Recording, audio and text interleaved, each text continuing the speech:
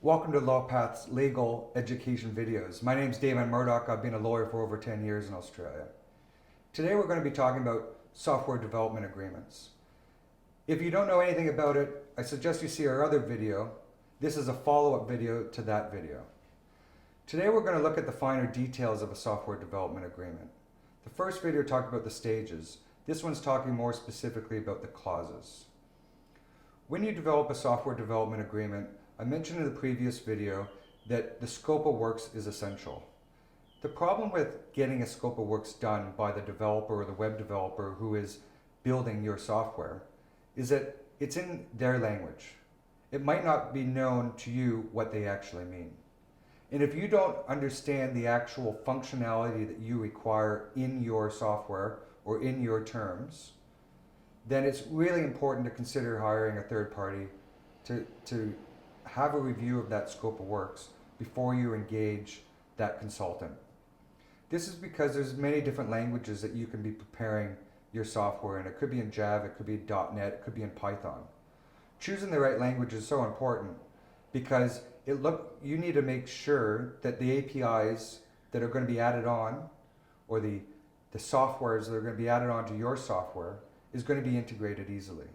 If you build your software in the wrong language, there is a situation where you could have problems growing your firm or your company in the later stages. Now, when you do have those scope of works agreed, what's important is in having milestones and budgets. And at each milestone, make sure you have someone look at it. That's what's called an acceptance testing clause. It says once a certain milestone is completed, there's an acceptance testing phase.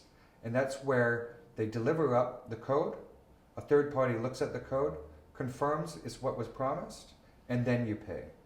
Don't pay until you know what you've got. The next thing is to make sure is that you own the IP. The IP is so important because that's the essential part of the software.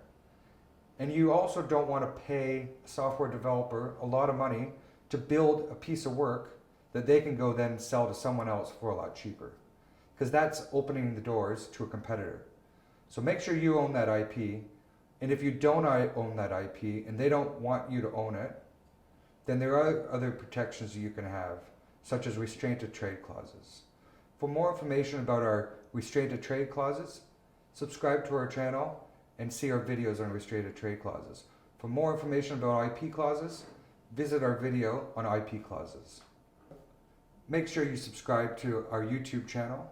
And for more information, visit LawPath's website, www.lawpath.com.au. See you in the next video.